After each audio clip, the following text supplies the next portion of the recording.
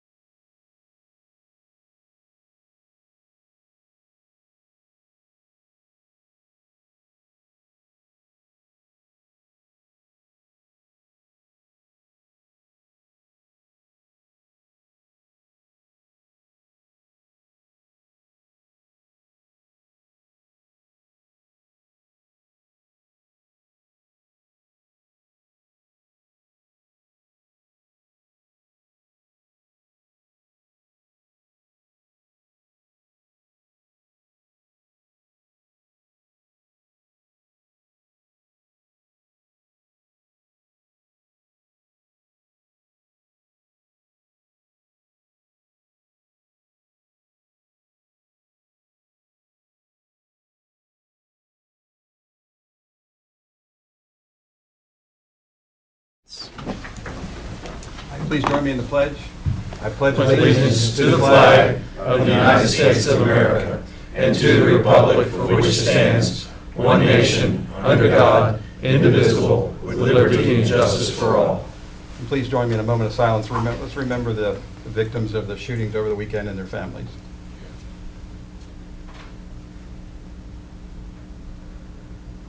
Thank you.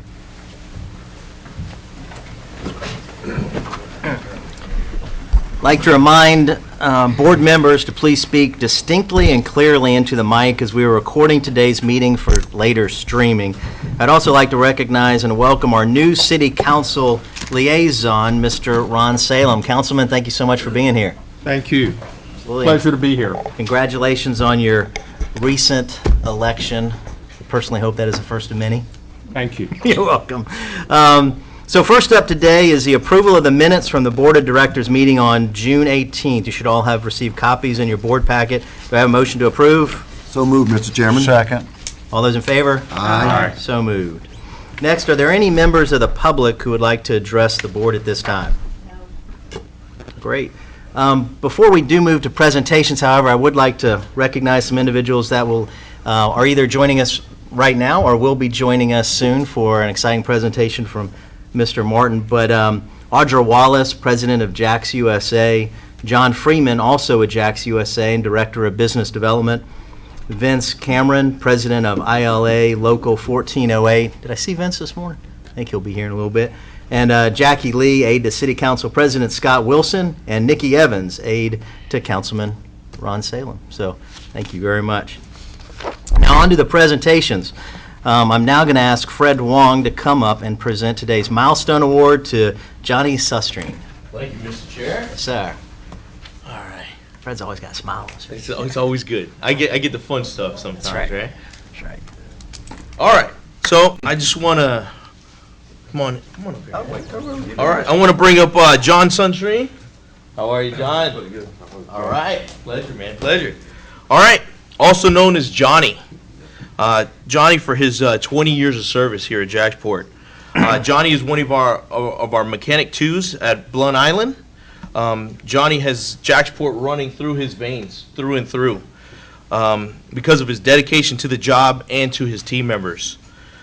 During his tenure, Johnny started his career as a crane tech and a mechanic at our Talleyrand Marine Terminal, and now finally a mechanic two at our Blount Island Marine Terminals. He's knowledgeable as trade, and he has the ability to troubleshoot and solve even the toughest equipment challenges that we have to offer. Here's a fun fact about Johnny that some of you may not know. Johnny walks around our marine terminals and expresses his love for this organization and this country.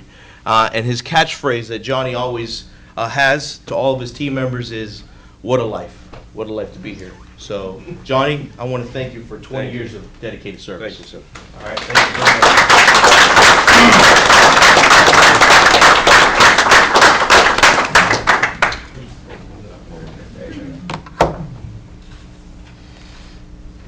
Appreciate it. Thank you. Thank you, Mr. Chair. And Fred, if we could, we may have a couple of board members that might need to leave the meeting should Mr. Martin's presentation begin some exciting and robust conversation. For that reason, we're going to resequence the agenda. So Fred, I invite you back up because we're going to move on to new business. And Fred, if you would present BD 2019-08-01. Absolutely. Thank you, sir. Thank you again, Mr. Chair, Mr. Vice Chair, and members of the board. I am presenting BD 2019-08-01, authorization and approval for the granting of easements to FDOT for the dynamic message signs at our Dames Point and our Blount Island Marine Terminals.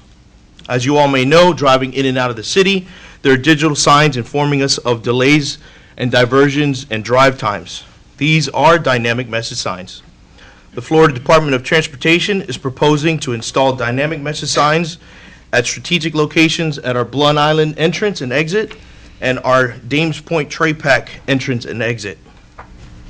These signs will notify truckers of traffic decisions on our interstate and our roadways. In order for FDOT to install these signs, JAXPORT must grant permanent easements at the signs locations and temporary construction easements during the construction and installation of these signs. There is no cost to JAXPORT for these signs, installation, or the operations and maintenance of these signs. These signs will be monitored and controlled by FDOT remotely.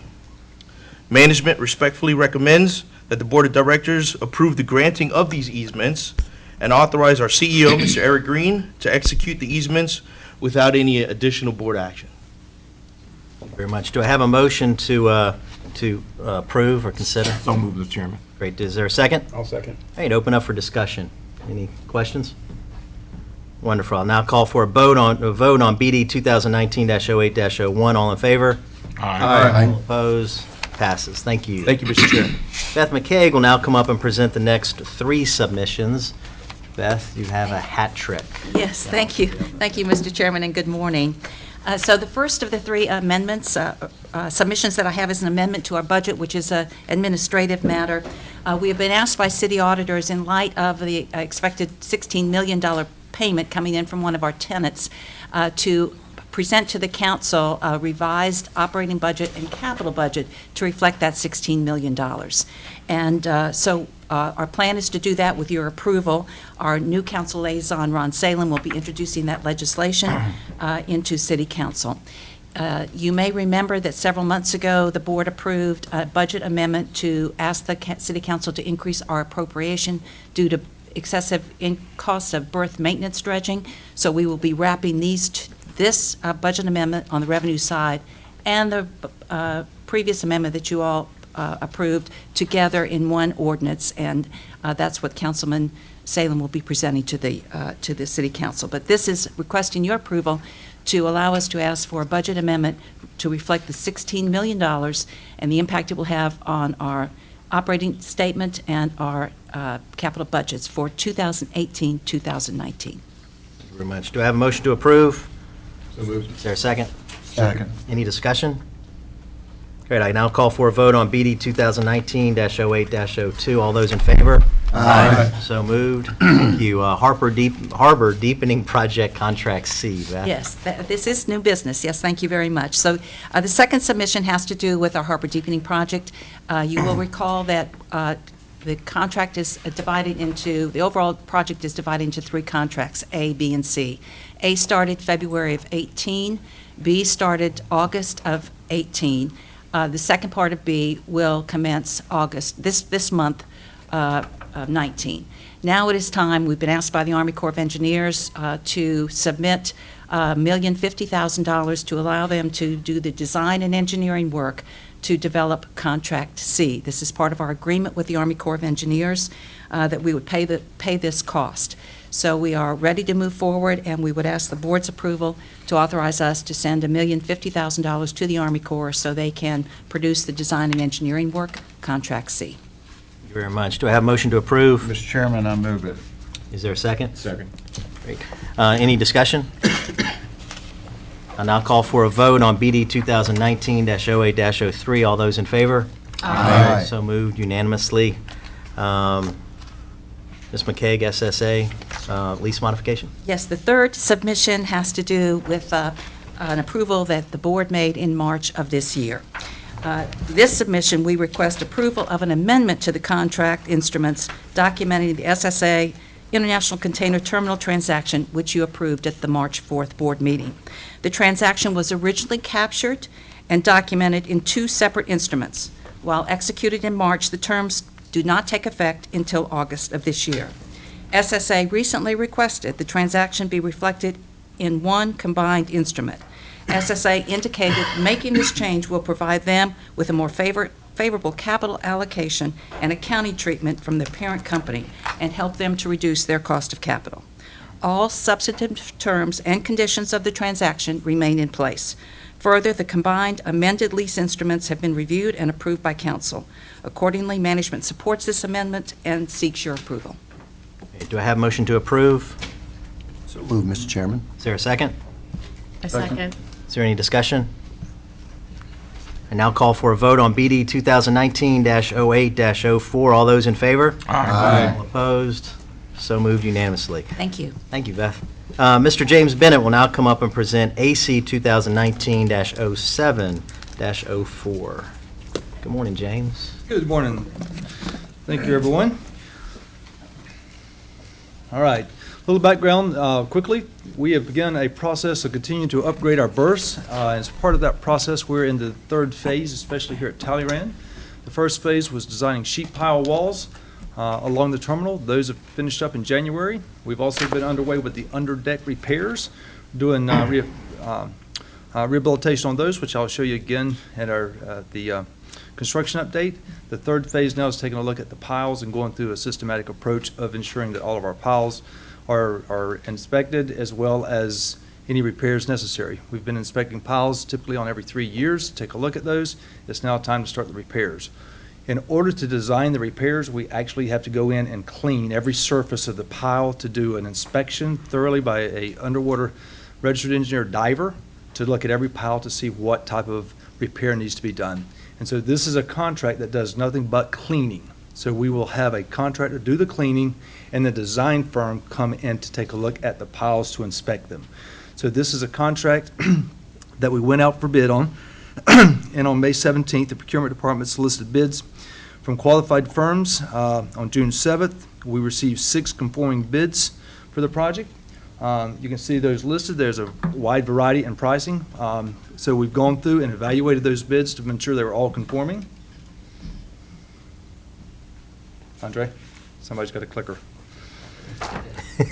We had the budget available for it, and you can see with this, what we're wanting to do is move forward with the design of, with this contract for cleaning the piles. I'm used to my own clicker. Andre, click. We had 6, click. We're wanting to move forward with the contract for the base year we have, plus 1 additional optional year as part of the contract, for a total of $867,800. We have the budget for those 2 years, current year, so we can move forward with that construction contract. When it comes to year 3, there's a high probability we'll need to come back to you when we have the budget then to amend to do the 3rd year. This first contract will actually take place for berth 4 at the Talleyrand terminal. We have 862 18-inch piles up under that single berth that we will be cleaning as part of this contract and then inspecting as part of the design contract. So management recommends that the Board of Directors approve the issuance of a contract to Underwater Mechanic Services, LLC, for facilities-wide underwater pile cleaning in the amount of $867,800, which includes $390,400 for the base year and $477,400 for pile cleaning in option year 1. The contract includes $486,200 for pile cleaning in option year 2, which will be exercised when additional funds become available, but we would come back to the board most likely because of the value of that second optional year. So we recommend moving forward the award of the contract for the base year plus the first year's option. Very much. Do I have a motion to approve? So moved. Is there a second? Second. Any discussion or questions for Mr. Actually, Bennett? I do have one, John. Yeah, please. Yeah. Take your time. I'll defer to my, James, More you handsome. said this is just a cleaning. Who's going to do the actual inspection? We actually have the design already underway as by one of our general engineering consultant contracts. The HDR has done the design for us so far. They prepared the plans and specifications necessary to go out for this pile cleaning, and we have them prepared to immediately do the underwater inspections and prepare the design. James, my question is, I think if I remember correctly in my briefing, that this is now going to be put on a schedule. Yes, sir. Okay, that's important. I wanted to highlight that because we don't want to get caught, with too much erosion and so forth. No, sure. This is actually going to be a systematic approach. We're going to look at each berth. We plan on berth 4 this year, berth 5 next year, and then we'll jump over to to Blunt Island the following year and start at berth 31 there. So this is an approach to continue to ensure that the piles are not getting, that they're maintained. Essentially, every berth needs activity and maintenance activity, and this is a systematic approach to make sure we're keeping everything upgraded. Is it kind of a thing that's going to probably be always working? For a good while, yes, sir, it is. I have money budgeted every year for this activity for the 5 years that we have out in a capital program right now. Okay, thank you. Yes, sir. Any other discussion or questions? Seeing none, I'll call for a vote on AC 2019-07-04. All those in favor? Aye. All opposed? Passes unanimously. Thank you very much. That concludes the portion of our agenda that requires board action. So with that being said, Mr. John Martin, and I apologize, before we go to John, I want to recognize two friends. Again, Audra Wallace, president of JAX USA, thank you for being here. And Vince Cameron, president of ILA Local 1408, excuse me. Thank you for being here, Vince. Appreciate it. With that being said, Mr. John Martin of Martin and Associates will now give us an economic impact update. The floor is yours.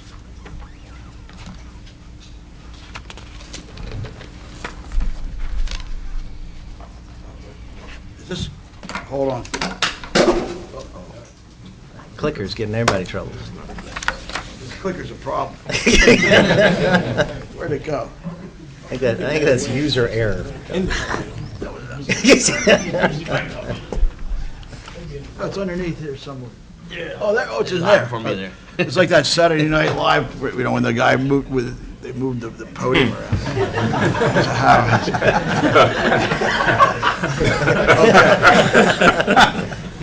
Great. It's a pleasure to be here, and again, thank you for getting us to update the impact study. We've been doing, I think, this impact study for the port. I believe it dates back to the early 2000s, if not even before that. But this is the economic impact study that we did for 2018 data. Why do we do economic impact studies? Well, for several reasons. One is to make sure that the community understands how critical the Port of Jacksonville is to the local economy, to the regional economy, and to the state economy. From a legislative standpoint, it's important when you go to the state to try to look for funding, et cetera, on projects similar to the deepening project. For the planners here at JAXPORT, being able to look at different projects and measure the economic impacts of each of those projects, then combine that with financial impacts, et cetera, to make good rankings of those projects. From the directors, the CEO as well as the managers of the various departments, how do you allocate resources then based on those rankings of economic and financial impacts? How do you allocate resources to the different projects? To the board members, so you all can approve these projects and understand the importance of the local economy. And then to government officials, both at the state, federal, and local levels, the impact of different policies, such as the navigational projects, and as well as, you know, we often use it at the federal level when we look at port closures, et cetera, from security standpoints or from contract negotiations, whatever. So that's why we do them. Now, this is the only economic piece we're going to talk about. And this is how do the economic impacts flow through the economy. Well, first you have maritime activity, the seaport, the cargo and the vessel activity at your various marine terminals, both the public and the private facilities. That generates business revenue. Out of that business revenue, you hire jobs. Those jobs get paid personal income. They spend that money. That's called the Keynesian multiplier effect. That's the economic multiplier effect of I get $1, half, a certain percentage of my dollar is spent on local goods and services, and so forth and so on, and that creates induced jobs. Then the companies buy, the companies that are employing the direct jobs buy goods and services as well. Insurance services, they buy equipment, maintenance, repair, so forth and so on, and that's what we call buying of the indirect impacts. That creates indirect impacts. Then we have another impact that we keep separate, because these are not generated by the port so much as they're supported by the port. These are with the importers and exporters and the users of the port from cargo standpoint, and they were called related users. So that's the related user impact. So we keep those separately because they're a little bit different in terms of their dependency. How do we do it? First of all, we start off with interviews, direct interviews with over, in this case, it was over 460, almost 470 companies that are providing services. Your tenants, the service providers, the chandlers, the freight forwarders. The ILA is very useful, very helpful to us, by the way, in providing us jobs, hours worked, residency of where the employees live, and so forth and so on. We keep those very confidential. We get very detailed, for example, from SSA, from WWL, from Ports of Amport, and so forth and so on, collect all the data, and develop terminal models. So it's based on really a census. It's basically a census that we take of the companies. We then combine that with Linda's group and all the ports that Fred, all the port statistics, both at the public terminals and as well as the private terminals. That then allows us to look at direct economic impacts, and then we develop indirect and induced models that allow us to look at this respending effect that I talked about. That gives us an economic impact model where we can do baseline impacts. That's for the 2018. We can run sensitivity analysis to look at the different types of projects to project future, what the impacts could potentially be based on cargo throughput, et cetera. And they're all measured in terms of jobs, income, revenue, and taxes. In 2018, you can see that the total impact of the port was about 26,282 direct, induced, and indirect jobs, of which almost 11,000 were direct jobs.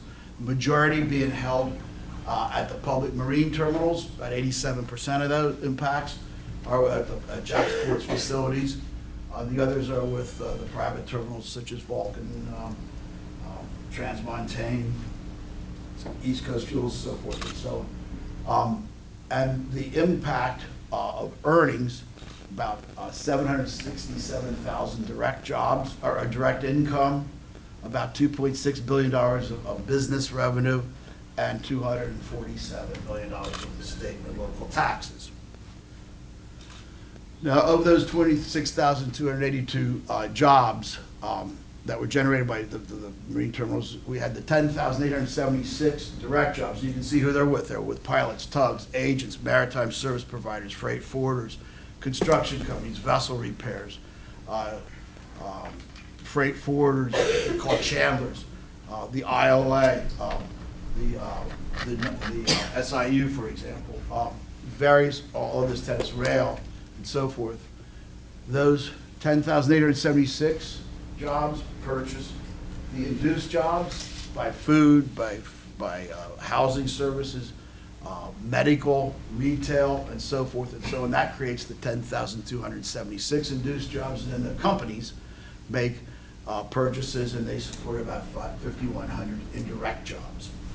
So that's how the composition of those impacts occur. Pardon me, John. Would you mind grabbing the mic? I can't do the two things at one time. Not that one. Fox is okay. Fox News. Carry both of them. Okay. Then we have, when we estimate these impacts, not only by the specific categories, but we also estimate the impacts by cargo activity. And containers obviously generates the largest amount of direct jobs. That's both the international as well as the Puerto Rican and Caribbean business. Then we have a category called not allocated. Those are jobs that really can't be allocated to a specific commodity. They're such as the government entities, the Corps of Engineers, Border Patrol, Border Protection, USDA, so forth and so on. And then we have liquid bulk, autos, dry bulk, paper and pulp, other break bulk, and steel. And when you look at the impacts by category, truckers extremely, obviously a very truck-intensive operations here. Then the longshoremen and other terminal employees, as well as seafarers, for example. Then warehousing, marine construction, shipyards, et cetera. That's, a lot of that has to do with a lot of the dredging activity that's going on now, and so forth and so on. And these are all in the report, so I'm not going to go through all these numbers. But, and then of the direct jobs, again, as I said, the port authorities, the JAXPORT's jobs, cargo activity generates about 87% of those. And within JAXPORT's business, you can see the importance of both autos and containers.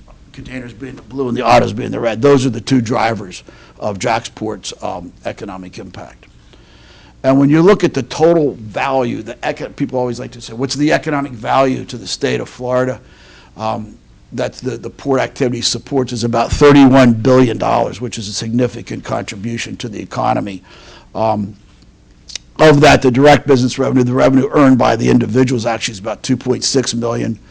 And then this related economic impact output that we talked about with the importers, exporters, the distribution centers, the services that support the distribution center activity, the value-added processing and so forth and so on.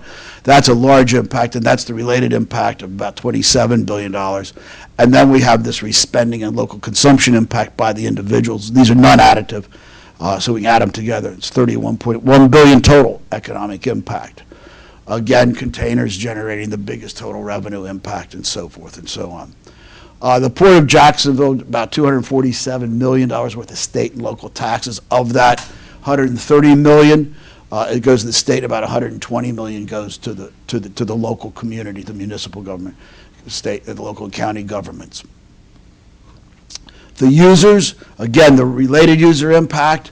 We talked about the overall value, about $31.1 billion of activity supported by the port activity. And there's another about 138,000 jobs throughout the state of Florida that are associated with the cargo that moves through the facilities, but the demand for those jobs, and those jobs are generated by the demand for the product, not so much because of the port. The port's the facilitator, but at a given point in time, it's supporting about 138,500 jobs statewide. And another $865.8 million worth of state and local taxes are supported by the user impacts. Now, the good news. Between 2013, the last impact study we did, and now, we had about a 1 million ton increase in containerized cargo, about 100,000 ton increase in automobiles, generated an additional $232 million worth of direct business revenue, but almost 2,000 new direct induced and indirect jobs added over that time period, and about $78 million worth of state and local taxes over this 5-year period. Very important. Now, what is driving a lot of this, obviously, is the growth in containerized cargo, and especially the Asian containerized cargo, which is really where the growth has been. And you can just see, this chart shows the growth in Asian cargo coming in and out of the Port of Jacksonville since 2003. So over that last 15 years, you can see the importance of the impact of opening of the Trade Pack terminal in 2009. That was a structural shift. And then in 2015, when the Corps did its analysis of the deepening project, that caused another structural shift. The board and then approved the deepening project in early 2017. Again, shooting up, giving signals to the industry to be able that you are committed to bringing in the larger vessels, and focusing on not focusing, but growing the Asian trade business. And you can see how that growth has just skyrocketed after that recognition by the industry that the port is moving forward on its deepening project. It's a very important piece. And just to look what has happened, just looking at the Asian trade, containerized cargo growth, it grew from, in 2013, it was about 1,700 direct jobs to about 2,300 now. That shows the growth over time of the importance of that Asian trade that's driving a lot of the economic impacts, the growth in the economic impacts. Now, what's very interesting, back in 2013, when we were doing the strategic plan, we did some analysis, what we projected, we thought the impact of Asian trade would be with the deepening project under the medium deepening scenario. And back then, we projected that there'd be about 5,675 direct induced and indirect jobs by 2020. And the actual number for 2018 is 5,538. So that's within about a 2% difference. And that, I'm very proud of that, because there was a lot of skepticism from the community that were not really bought into the deepening project, that thought we'd never achieve those. And when you can see, these are actual numbers that were actually calculated from the surveys, from the census. They're not made up numbers, they're direct impacts. And that's a very important piece. So that really underscores the importance of accelerating that deepening project. This is becoming very, very critical. This is a chart, you've seen this before. This is the ships on order. It's the most recent data on the order book right now of the size of the vessels that are on order, and you can see that the majority of those vessels are in the 12,000 and over TEU category, which requires, in this case, the deepening, anything over, they're running around 47, 45, 47 fully loaded draft. So you need to have that 47-foot channel to accommodate that growth.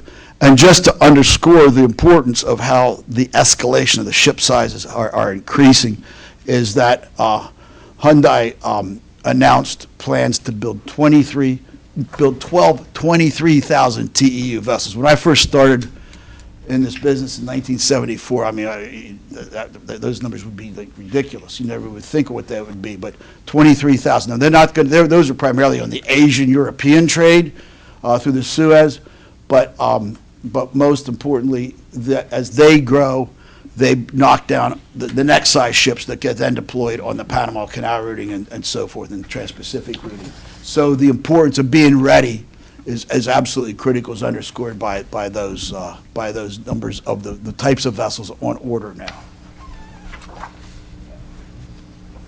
That's it. So, thank you. Mr. Martin, very exciting news. Thank you very much. Let's spend a little time opening up for board discussion. Any questions for Mr. Martin? Yes, Fleming? John, I know, I'm going to caveat this as a guess, because I know it's going to be a guess, but what do you think the near-term impact of the China situation is going to have on us this next year? That's difficult, but I think what we're seeing is there has been some surge right now ahead of the next round of import cruises. I think I'm on September 1st. I think is that what it is? So I think you see some surge of upfront loading of imports. I think what we're seeing, though, is a continual growth in trade with Southeast Asia, which is Vietnam, that whole southern region. So you're seeing the shifting: India, Pakistan, Sri Lanka, Vietnam, Thailand, and so forth and so on. That's important because of the ability to substitute production facilities. Now, what I was reading the other night is that low-value imports that are produced in China may get dropped out of production cycle because it's not worth them moving into, because the margins are so small. But I think what you're going to see is more and more trade, and you've seen it already. We've been talking about this for years, the growth in the Southeast Asia trade, which is why it's important to get involved in the Suez routings as well as the Panama Canal routings. And the Suez routings actually have less restrictions on draft than the Panama Canal routings and width and size of vessels. So that's critical. Again, another reason why you need the acceleration of this project is important. Thanks. Mr. Chairman, Please. on page 17, if you could go back, if that's not too much. That could be a challenge. That could be a challenge. Yeah, one more. There you go. So you projected in 2014, and here are the actuals in 2019. That's pretty impressive to me. I thought so. It was pretty good. That's why I wanted to. That's a softball, by the way. You knocked it out the park. But here's my question, though. Because we have taken a lot of heat as it relates to us talking about jobs, and that's our ROI. We're not a for-profit organization. Our ROI is jobs, right? So can you forecast again for us, and you may have done it and I missed it, so forgive me if I did, but can you forecast again let me put it a different way. How many jobs would we lose were we not doing this deepening project? Well, that's kind of how we projected this back in 2014. If you remember, we talked about the opportunity cost. If you don't do this, here's what we think the Asian trade could be, and that's the value of what we think the Asian trade would be. Right. And that's how we came up with those numbers. We're about to start looking at that now. So I have not done any forecasts as of now, but we will be doing that, right? Well, then that would, to me, for those who are skeptics, that would lend credibility to the projections that you will make, predicated on the projections made and the accuracy. That's true. And I'll tell you what's interesting about this is the question that was just asked about the tariffs. I mean, all this, we're in a little level area of uncertainty right now with what's going on with world trade and Brexit and all this kind of stuff. So, but it's going to be a little challenging to do the forecasts because there's a lot more dynamics that are going on. But I think, everything seems to be in place now for this growth and continued growth in Asian cargo, not so much from China, but also from the growth in the Southeastern Asia areas, which is why we need to have the the ability, like I said, the Suez Canal doesn't have the same draft and width restrictions as does the Panama Canal. Even though the Panama Canal was expanded and was allowed the larger vessels, Right. but now the ability to even bring larger vessels on the Suez Atlantic coast routing is going to be critical. That's why we want to make sure we keep the schedule, if not accelerated. We need to keep that on track for the deepening project. I think You can we're- see how that sent that signal Right. to the industry. If you go back to this chart right here, I mean, it's unbelievable how those signals to the industry that JAXPORT put out for the deepening project to move forward, how that resulted in growth of the Asian trade, which in turn resulted in the growth in the. But in terms of China, I think we're only, what, 8% in terms of, is that where we are? About 8? That's correct. Okay, so at the end of the day, Right. there'll be greater diversification because. Well, that's important too, because remember, the growth of Jacksonville is not just Asian trade. I Right. put that up just Or China because trade, but it's also your Puerto Rican trade and also securing European services. These are all, because Florida is very underserved with European services. Most of the European cargo that comes into Florida actually comes in through Charleston. Well, I'm not being a stickler. Yeah, I'm being a stickler. I've only got 2 more months and I'm off the board, so I'm going to bring it up. And that is that oftentimes the media portrays the most sexy item, the most flashy item. So when there are, for instance, the tariffs, then there's the assumption, well, a lot of China trade, so what's going to happen to JAXPORT? Only 8%. Yeah. So at the end of the day, we're going to be okay. Well, the fact that you have the diversification of the Asian services and Asian carriers, besides just those specialized in the China strings, that's very important. So you have the balance of your U.S. flag operations as well, which you can't underemphasize how important the trade is with Puerto Rico, for example. But then the growth in the Asian side in Southeast Asia is critical as well. Yes, sir. I'm done, Mr. Chairman. Thank you. Any other comments? Mr. Martin, if I could, I'd like to suggest a question and then also just commentary. But in passing during your last week in Jacksonville, we had last visit in Jacksonville, we had just a sidebar. And it was really around the significance of the SSA deal. So as we look at milestone achievements that you just touched on, that would indicate incremental progress towards our end goal, and if you will, our vision and promise to the community. SSA is a large part, not necessarily of achieving the milestone incremental progress, but really helping begin to backfill that future vision of 10 years, 15 years.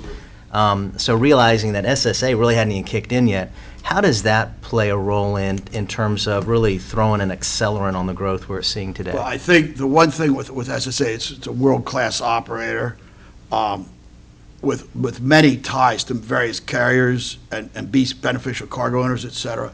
That will bring another dimension, as the Trade Pact deal did in 2009. Now we're into another structural shift that occurs now.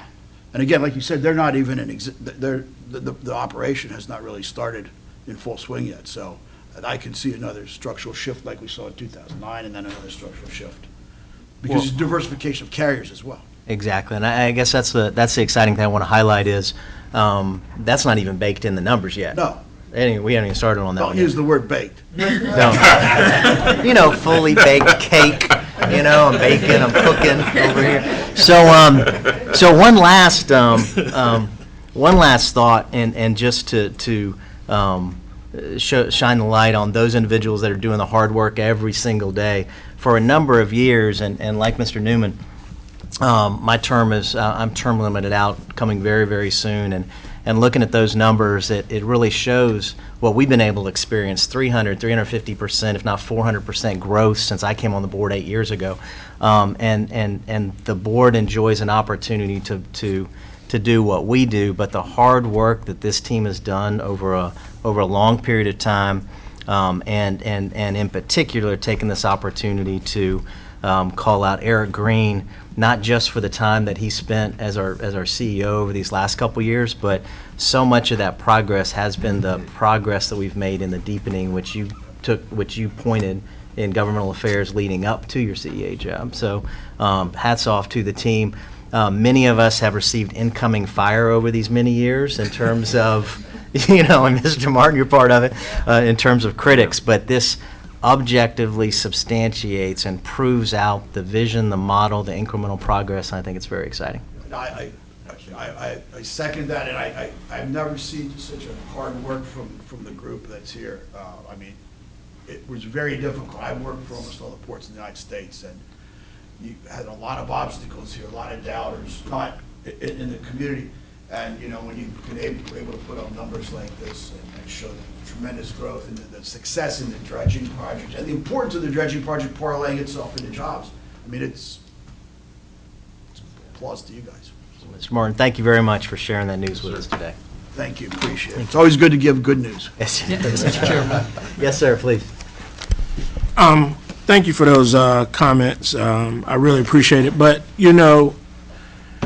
I really want to thank the team, more specifically the executive team, and Beth, Christian, Linda, and Fred. I know it's difficult to deal with me on a daily basis. Trust me. I know I have driven you all beyond some expectations, but success only comes from those that you have around you. And the board has given me the ability and the latitude to select the right team members. I think we have great team members, and it has actually fed its way down through the ranks. The amazing job that our folks do out on the docks every day, and those that are behind the scenes that you all never see. It complements what we've built here at the port and our board. I mean, y'all don't get paid for this. The time that Mr. Fleming has spent with us on dredge, and he'll be spending half a day this coming Friday negotiating this berth dredging and down to Dr. Newman and his public service and dealing with us in the community.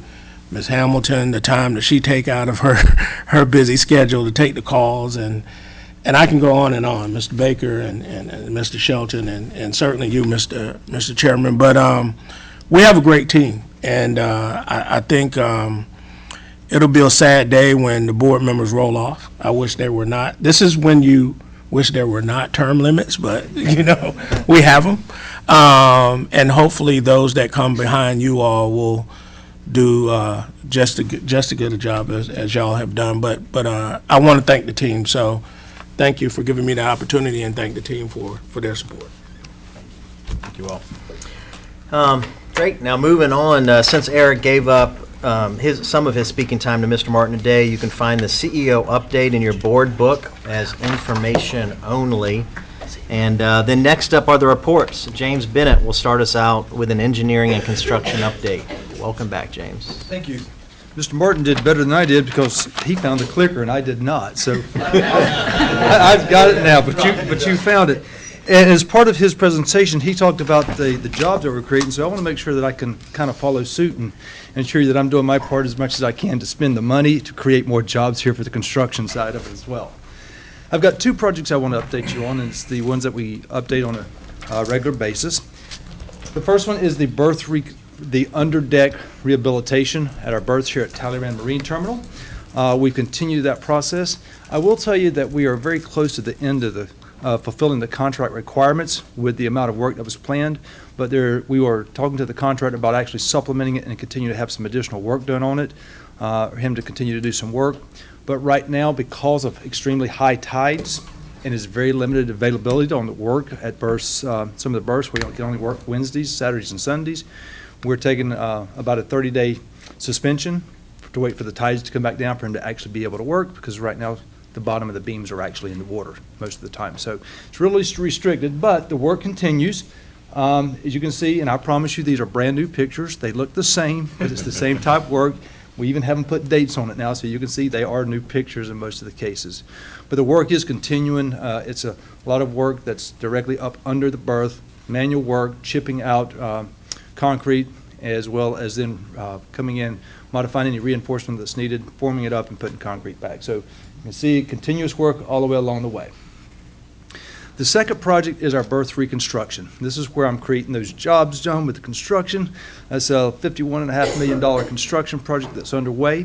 We are making good progress on that as well. We're now about 7 months or so into the construction. Had a few challenges along the way at the start off, but it's continued to make good progress now. You see it's a very active work zone. It's we got ships that's coming in berthed right next to the work zone with all the barges there for the construction.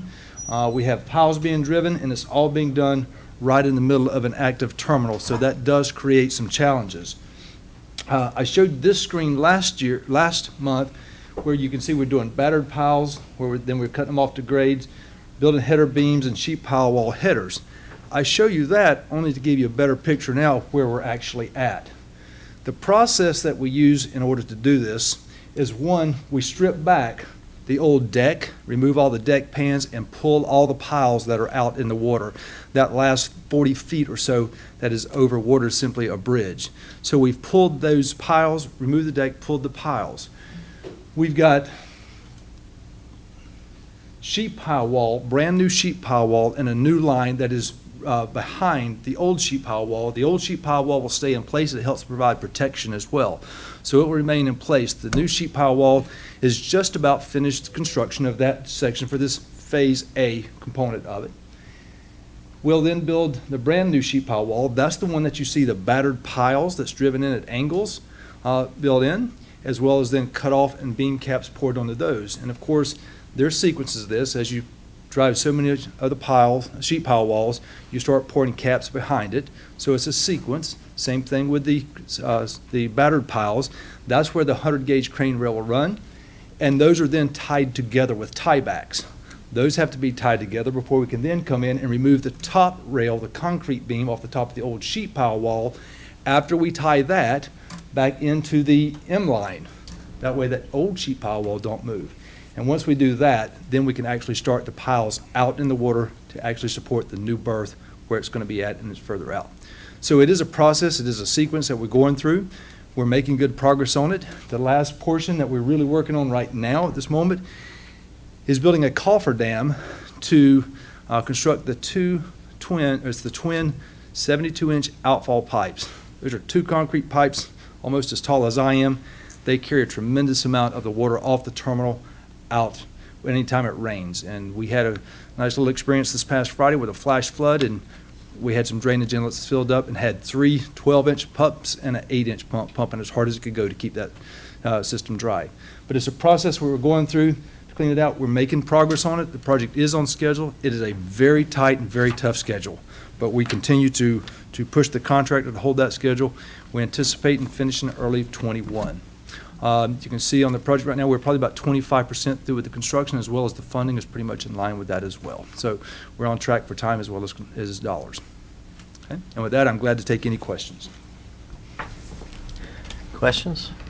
No? James, thank you very much. Great job. Great work. My friend Beth McCaig will now give us an update on the financial highlights. Thank you, Beth. Thank you very much. Yes, I'm very happy to give you some good news. We issued a press release the week before last, and what we said, we're very proud to say that for 9 months we've hit records, both in the container areas and in our revenue areas. So last month we had, for the 9 months, we had 1,299 vessel calls and total revenue of $53 million. Prior year, $51 million. So, Andre, thank you. Our container revenue, $26 million. Here, now I can make this work. Hang on 1 second. And above last year, 6%. So we are doing a tremendous amount of cargo activity out on our terminals. And so we appreciate all of our tenants who are out there doing that hard work and helping us get these great results. So, let's see here. Let me back up. Auto revenue, we're also up for the 9-month period, 4%. And we expect that we may hit the 700,000 mark for autos moving through the terminals this year, which will be a record for us. I will tell you that on a month-to-date basis, container revenue was a little soft relative to budget, but still ahead of same month last year. Autos ahead of same month last year. Overall, you can see here that we were off budget by $157,000 in operating revenues, but we more than made up for it in our cost containment exercise, and in particular, we did not have the amount of berth maintenance dredging in last month that in June that we expected. And so at the end of the day, for a month, we ended up $132,000 over budget at $858,000. Year to date, we're at $10 million, $3,300,000 budget variance. And that's largely driven, as you can see, by revenues that are over the budget amount. We're very happy with that. Just a note on our balance sheet. You see we have $19 million in cash. That's more cash than normal. That will be reduced pretty significantly shortly as we pay some tenant incentives, and also you can see that we have grants receivable. All the berth work that James just mentioned, we pay for that when contractors submit their invoices. We in turn then submit those invoices to the State of Florida Department of Transportation. They refund us on a deferred basis, and so they refund us over a 10-quarter period.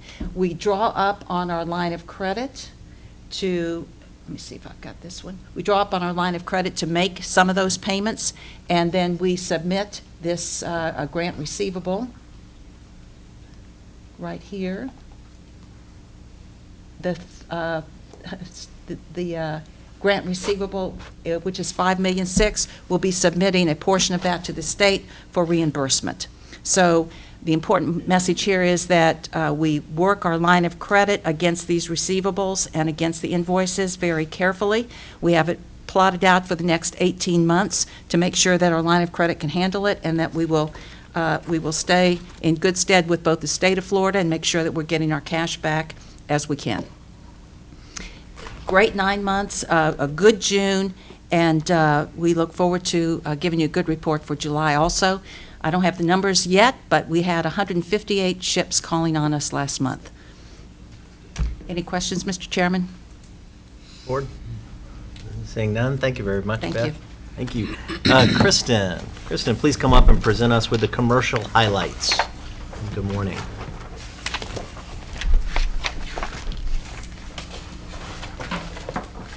Good morning, everyone. I'm going to touch on 3 key pieces. First, we'll just talk about the market conditions. Secondly, we'll talk about opportunities that speaks to the job growth for the area long term. And then also celebrate some of the recent successes and wins that we've had.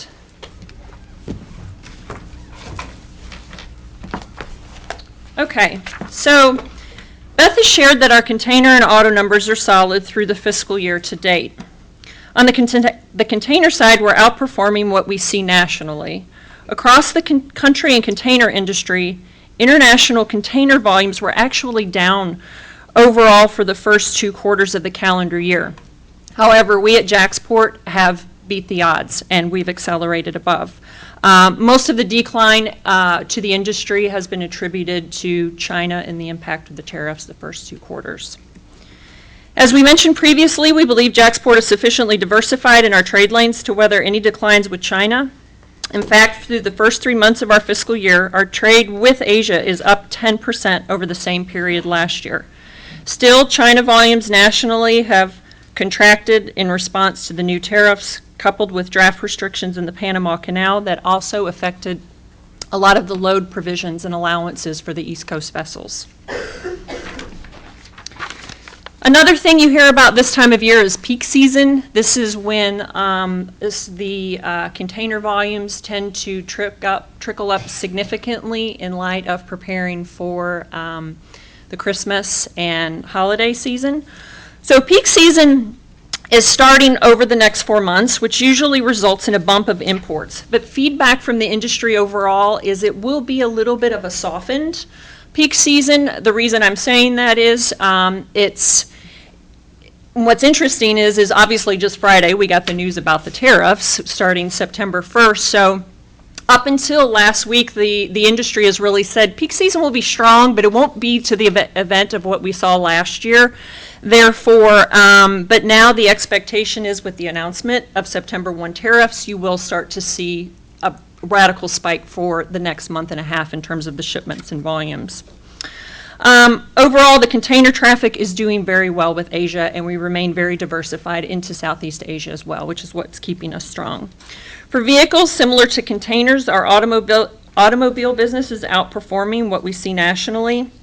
Auto sales in the U.S. in the last couple of months have been largely flat versus 2018, and this is partly due to high interest rates, which reduces the consumer enthusiasm for buying.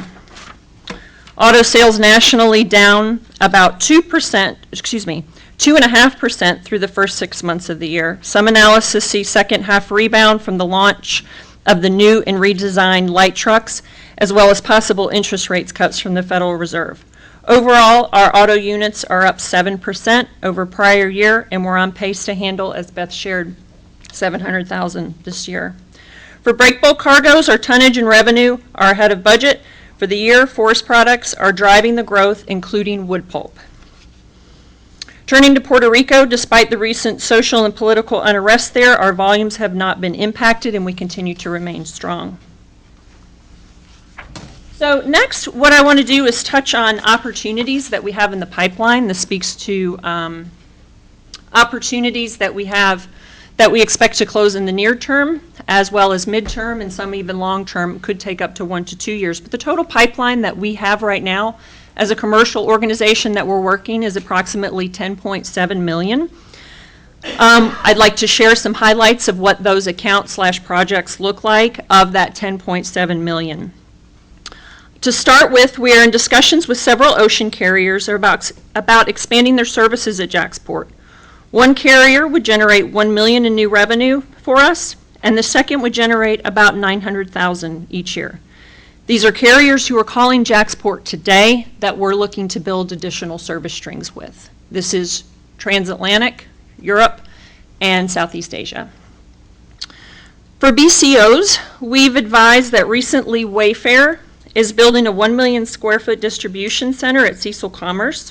We're speaking with Wayfair about handling import volumes to this facility, which will anticipate start of more than 300,000 TEUs, and this is scheduled to commence at the end of this year. Separately, we're in discussions with another major retailer which is looking to expand in the Southeast. We'll call this Project Citizen. They do not want to be named publicly at this time, but they will likely use a third-party distribution facility in Jacksonville to handle their import volumes, which could be about 10,000 TEUs annually. We are early in the process and will work this project throughout the year. We're also about to begin handling export volumes of 8,600 TEUs per year, calling it Project Fluff, to Asia, eventually to Europe. This is the Project Fluff, and alone will generate more than $350,000 in new annual revenue for us. Project Capital is a furniture import company, will remain one of the largest single containerized commodities for us. We are speaking with an importer who is about to ship 7,500 TEUs opportunity for us into the Jacksonville area. It would be an additional $100,000 in new annual revenue. Switching to vehicle cargoes, one specific opportunity is for 8,000 new passenger vehicles to be exported through JAXPORT to the Middle East. We're working on that now. We're calling that Project Pilot. For break bulk cargoes, a major Brazilian exporter of wood pulp is looking to bring 100,000 metric tons of product to JAXPORT, and this would equal approximately $235,000 in new revenue. This is Project Carnival. Both SSA and Sionis handle wood pulp for us, and they continue to be creative in maneuvering their warehouse space to be able to accommodate these new volumes for us. Again, these are just some of the examples of what we are pursuing across all of our business lines. While we pursue those opportunities, we've also enjoyed a number of successes that I would like to touch on. Solar panel manufacturer in Malaysia will ship about 3,000 new solar panels to Jacksonville over the next year. Bridgestone Americas has 1 million square foot distribution at Cecil Commerce Center, is now exporting auto parts from Jacksonville to Costa Rica. And a major clothing manufacturer has begun exporting products to the Dominican Republic and Central America through JAXPORT. We expect about 800 TEUs with that customer. We have a furniture exporter who's begun using JAXPORT to export 800 TEUs this year of goods to the Caribbean. And Volvo, which ships through Blen Island, recently began exporting about 1,000 cars annually to the Middle East and South America from JAXPORT. That concludes my presentation. Does anybody have any questions about the opportunities we're pursuing or any of the recent wins? I just want to say it's a great presentation. Thank you very much. Yeah. Very informative. You know, Kristen, being in business, we love a full pipeline, right, and the projection and so forth, but to commend you on a list of wins, right, 5,600 TEUs and 750 new units and everything, it's always most particularly exciting when you sign the contracts and you got the business coming in addition to a pipeline. So congratulations to you and your team. Thank you very much. We appreciate that. Yeah, you know, as we look at the pipeline, just some more context around that. We definitely see that sweet spot for us is anywhere ranging from about $10 to $13 million on average. The sales cycle, though, it's interesting. With a lot of these BCOs, there's things that will happen quickly, and we'll be able to celebrate month after month some wins, but especially with the carriers and some of these longer-term build-outs, it's quite a long sales process. So I look forward to being able to each month give you a good solid taste of where we can celebrate and also how we can work together going forward. Thank you. At this point in other business, I'll ask for a motion to approve the travel for any members of the board called upon to do business or attend meetings on behalf of the port during the months of September 2019. Do I have a motion to approve? So moved. A second? Second. All those in favor? Aye. Opposed? Passes unanimously. If there is no other business, seeing none, this meeting is adjourned. Thank you. Yeah, no, I gotta run. Okay.